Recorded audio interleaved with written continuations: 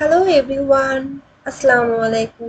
আজ কথা বলবো Ahsanullah university of science and technology ইউনিভার্সিটিতে আপনারা কিভাবে আন্ডার গ্রাজুয়েট অ্যাডমিশন স্প্রিং 2024-এ অ্যাপ্লাই করবেন। এটা আহসানুল্লাহ ইউনিভার্সিটির ওয়েবসাইট লিংক আমি ডেসক্রিপশন বক্সে এই লিঙ্কটা দিয়ে দিব। শুরুতেই বলে রাখি এটা একটি ইঞ্জিনিয়ারিং ইউনিভার্সিটি। এখানে এই স্প্রিং সিজনে আপনাদেরকে অফার করা হয়েছে তিনটি programme: faculty of architecture and planning, faculty of engineering, faculty of business and social science. এখানে ফ্যাকাল্টি অফ ইঞ্জিনিয়ারিং এর মধ্যে আপনারা 6টি ডিপার্টমেন্ট পাবেন। সাথে সাথে এখানে আপনাদের প্রোগ্রাম ডিউরেশন কত বছর হবে অনার্স কমপ্লিট করতে সেটাও দিয়ে আছে। আমরা সবাই জানি যে অ্যাপ্লিকেশন ডেট শুরু হয়েছে গতকালকে থেকে, মানে 6 জুন থেকে, এবং আবেদনের শেষ তারিখ 23 জুন।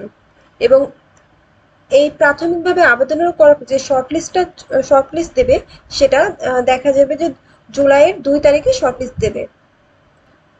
এখন বলবো কিভাবে আপনারা অ্যাপ্লাই করবেন। আবেদন করার জন্য এই ওয়েবসাইটে আসার পর আপনাদেরকে অ্যাপ্লাই অনলাইনে ক্লিক করতে হবে।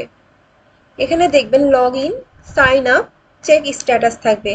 আপনি যদি এর আগে আবেদন করে থাকেন সেক্ষেত্রে আপনি ডিরেক্ট লগ ইন করবেন, আর আপনি যদি নতুন হয়ে থাকেন সেক্ষেত্রে সাইন আপে ক্লিক করবেন। এখানে আপনি দেখতে পাচ্ছেন একটা user name, email address, password চাইছে। এখন ইউজার নেমের জন্য সচরাচর আপনি আপনার নামের সাথে মিল রেখে সাথে কিছু নিউমেরিক নাম্বার দিয়ে একটা ইউজার নেম দিবেন, আর এবং একটা ইমেল দিবেন, কারণ এই ইউজার নেম এবং ইমেলের সাহায্যে আপনি পরবর্তীতে লগ ইন করতে পারবেন। একটা পাসওয়ার্ড দিবেন এবং পাসওয়ার্ডটা রিটাইপ করার পর রেজিস্টার নামে ক্লিক করলেই আপনার অ্যাকাউন্ট হয়ে যাবে।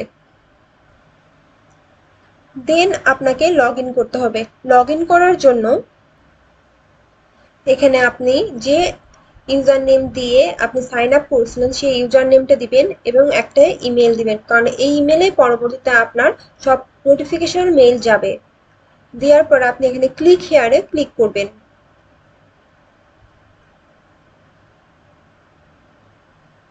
এখানে দেখা যাচ্ছে যে এখানে আপনাদের তিনটা ক্যাটাগরি দিয়ে আছে। ক্যাটাগরি 1-এ ইঞ্জিনিয়ারিং অথবা ইঞ্জিনিয়ারিং প্লাস আর্কিটেকচার, ক্যাটাগরি 2-তে শুধুমাত্র আর্কিটেকচার প্রোগ্রাম, এবং ক্যাটাগরি 3-তে বিজনেস প্রোগ্রামটা ইনক্লুড করা হয়েছে।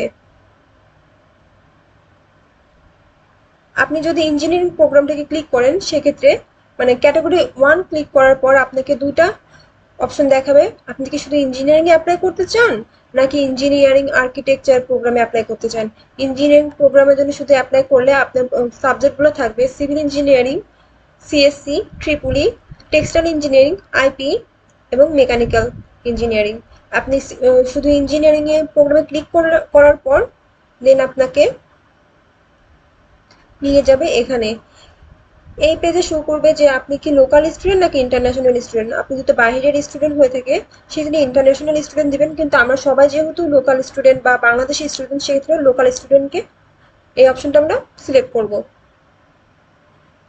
তারপরে এই এই পেজে দেখা যাচ্ছে যে আপনার এসএসসি এবং এইচএসসি বিস্তারিত জানতে চাইছে। এসএসসি আপনি কোন বোর্ড থেকে এসএসসি কমপ্লিট করছেন সেটা, এবং এসএসসির পাসিং ইয়ার কত, আপনার রোল কত, রেজিস্ট্রেশন কত সেটা দিতে হবে। ঠিক তেমনই ইন্টারের আপনার বোর্ড কোনটা ছিল, আপনি কত সালে পাস করছেন, রোল নাম্বার, রেজিস্ট্রেশন নাম্বার দিয়ে দেন সেভ এন্ড নেক্সটে ক্লিক করলে আপনি পরবর্তী পেজে চলে যাবেন। এই পেজে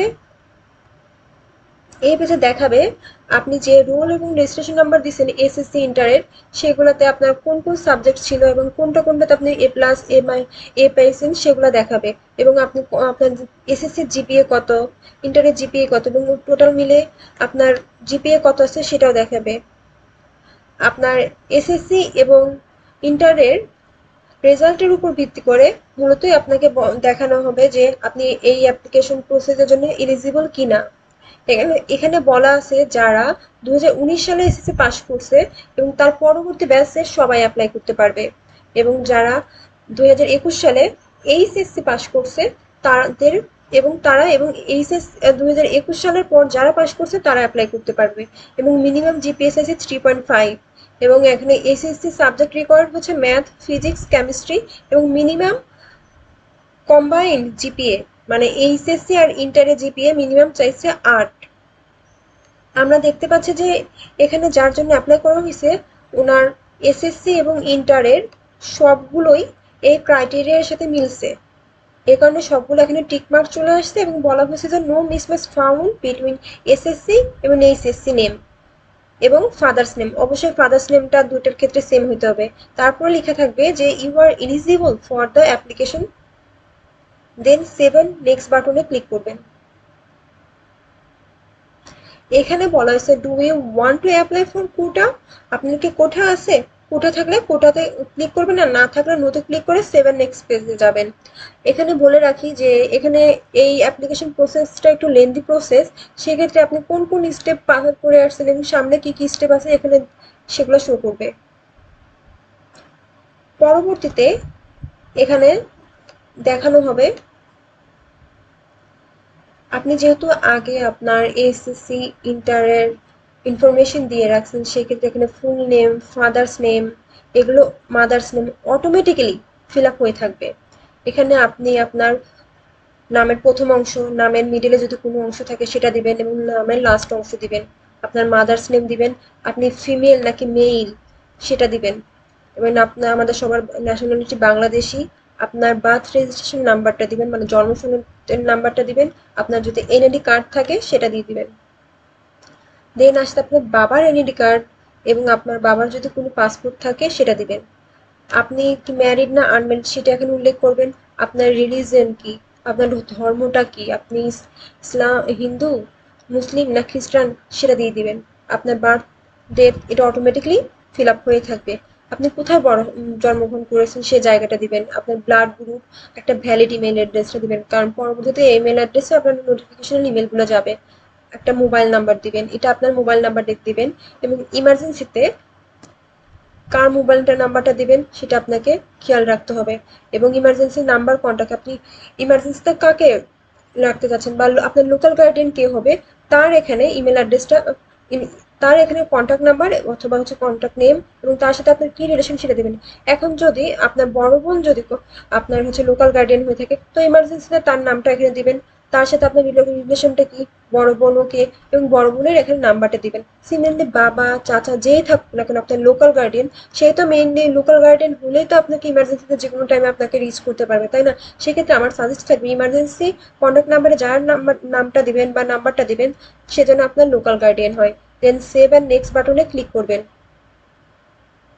এবং আপনাদেরকে বলেছিলাম যে আপনি কোন কোন স্টেপ ধাপ পার করে আসছেন এখানে এটা শো করবে। পরবর্তীতে এখানে আপনি অ্যাড্রেস দিবেন, আপনার প্রেজেন্ট অ্যাড্রেস বাংলাদেশ, আপনি কোন বিভাগে বসবাস করেন সেটা দিবেন, আপনার ডিস্ট্রিক্ট, থানা এবং আপনার অ্যাড্রেস লাইন, অ্যাড্রেস দিবেন, ঠিকানা দিবেন। এখন অ্যাড্রেস লাইন ওয়ানে আপনি যেটা করতে পারেন, আপনি যদি গ্রামে থাকেন তাহলে ভিলেজ, তারপরে হচ্ছে পোস্ট অফিস, দেন উপজেলা, দেন জেলা দিবেন। আর আপনি যদি শহরে বাস করেন সেক্ষেত্রে বাড়ি নাম্বার, হোল্ডিং নাম্বার, আপনি কোন কোথায় থাকেন এগুলো দিবেন। ঠিক তেমনই আপনার পারমানেন্ট এবং প্রেজেন্ট অ্যাড্রেস যদি সেম হয়ে থাকে দেন এখানে এই টিক মার্কটা ক্লিক করবেন। আর আপনার যদি পারমানেন্ট এবং প্রেজেন্ট অ্যাড্রেসটা ঠিক না থাকে, সেম না থাকে, সেক্ষেত্রে আপনার এগুলো ফিল আপ করতে হবে। দেন সেভ অ্যান্ড নেক্সট বাটনে ক্লিক করবেন।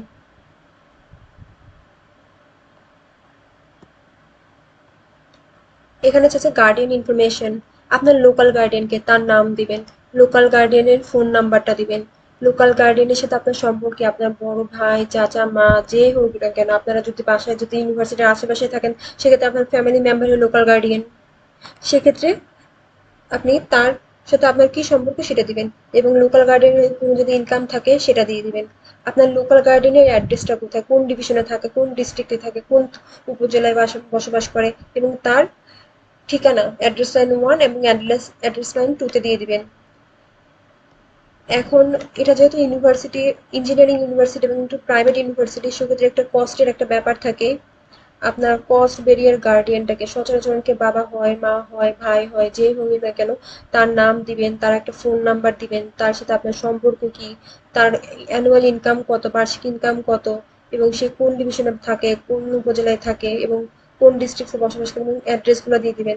সেক্ষেত্রে আপনার যদি এখন হচ্ছে লোকাল গার্ডিয়ান এবং কস্ট বেরিয়ার গার্ডিয়ান যদি সেমই হয়ে থাকে ভরণ পোষণের গার্ডিয়ান যদি সেম হয়ে থাকে সেক্ষেত্রে সেম অ্যাজ লোকাল গার্ডিয়ান দিতে পারেন। দেন আপনি সেভ অ্যান্ড নেক্সট বাটনে ক্লিক করবেন।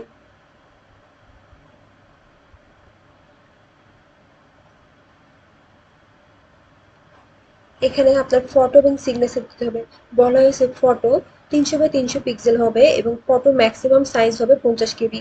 সিমিলারলি আপনার সিগনেচারের সাইজ হবে 300 বাই 80 এবং ম্যাক্সিমাম সিগনেচার হবে 50 কেবির মধ্যে এবং এটা জেপিজি ফরম্যাটে হতে হবে।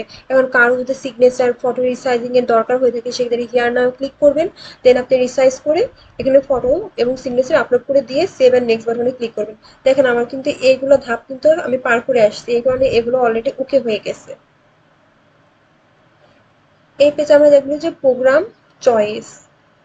চয়েসের ক্ষেত্রে আপনি এখানে দেখতে পাবেন যে আপনি এখানে তো ইঞ্জিনিয়ারিং এর জন্য 6টা ডিপার্টমেন্ট আছে। এখন 6টা ডিপার্টমেন্টে কোন ডিপার্টমেন্টে আমরা প্রায়োরিটি লিস্টের উপরে রাখতে চাচ্ছেন সেটা দিতে পারেন। হতে পারে এটা সিএসসি, তারপরে ট্রিপলি বা সিভিল, মেকানিক্যাল বা হচ্ছে আইবিএ, টেক্সটাইল, যেটাই থাকুক না কেন আপনি আপনার চয়েস অনুসারে এগুলা ধাপে ধাপে ফিল আপ করবেন, সেভ এবং নেক্সট বাটনে ক্লিক করবেন। আপনার অল প্রসেস ক্লিয়ার হলে এখানে আপনাকে দেখাবে যে হচ্ছে আপনার যাবতীয় ইনফরমেশন এতক্ষণ যাবত যতগুলো ইনফরমেশন দিয়েছেন সেগুলো দেখাবে এবং এর পরবর্তীতে বলা আছে যে আপনি এটা সেভ এন্ড ক্লোজ করতে পারেন, আপনি এটা সেভও রাখতে করে পরে সাবমিট করতে পারেন বা হচ্ছে আপনি সাবমিট বাটনেও ক্লিক করতে পারেন বা আপনার যদি কোনো এডিটের দরকার হয় আপনি ব্যাকে যেয়ে যেখানে কোনো নাম্বার বা ফোন নাম্বার ভুল দিচ্ছেন কিনা, কোনো কিছু সংশোধন করা দরকার আছে কিনা মডিফাই করে দেন আপনি সেভ করতে পারেন, দেন সাবমিট করতে পারেন। সাবমিট করা হয়ে গেলে দেন আপনাকে একটা পেজ দেখাবে। এই পেজে আপনার অ্যাপ্লিকেশন সিরিয়াল নাম্বার দেবে একটা। এখানে বলা আছে যে আপনার অ্যাপ্লিকেশনটা সাকসেসফুল বাট নট কমপ্লিট, কেননা আপনি পেমেন্ট করেন নাই। এখানে আপনার অ্যাপ্লিকেশন সিরিয়াল নাম্বারটা দেবে, এটা সংরক্ষণ করে রাখতে হবে এবং বলা হয়েছে 23 জুনের মধ্যে আপনার বিকাশ পেমেন্টের মাধ্যমে আপনি পেমেন্ট করতে হবে। বিকাশের মাধ্যমে আপনি কিভাবে পেমেন্ট করবেন সেটা আমি বলে দিচ্ছি। আপনার যদি বিকাশ অ্যাপ থাকে সেক্ষেত্রে অ্যাপে যেয়ে আপনি এখানে দেখতে পারবেন এডুকেশন ফি। এডুকেশন ফিতে ক্লিক করবেন। দেন এখানে সার্চ করবেন আস্ট ইউনিভার্সিটি, যদি আসে দেন ক্লিক করবেন। ক্লিক করার পর এখানে বলা হয়েছে যে একটা ট্রানজেকশন আইডি চাইছে। আপনি যে সিরিয়াল নাম্বারটা পাইছেন সেটাই ট্রানজেকশন আইডির জায়গায় দিয়ে দিবেন এবং পরবর্তীতে যাওয়ার পর আপনাকে 500 টাকা এখানে চার্জ করবে। তারপরে আপনি আপনার পিন নাম্বার দিয়ে ট্যাপ করে সব প্রসেস কমপ্লিট করে ফেলবেন। আর আপনার যদি বিকাশ অ্যাকাউন্ট না থাকে আপনি ডায়াল করেও করতে পারবেন। সেক্ষেত্রে *247# মানে যাদের বিকাশ অ্যাপ নাই কিন্তু বিকাশ অ্যাকাউন্ট আছে তারা ডায়ালের মাধ্যমে টাকা জমা দিতে পারবেন। সেক্ষেত্রে 6 নাম্বার অপশন ক্লিক করবেন, পে বিল, দেন আদার, দেন মেক পেমেন্ট, দেন আপনার একটা বিলার আইডি। এটা একটা আসানুল ইউনিভার্সিটির বিকাশ অ্যাকাউন্ট নাম্বার। দেন ইনপুট বিল,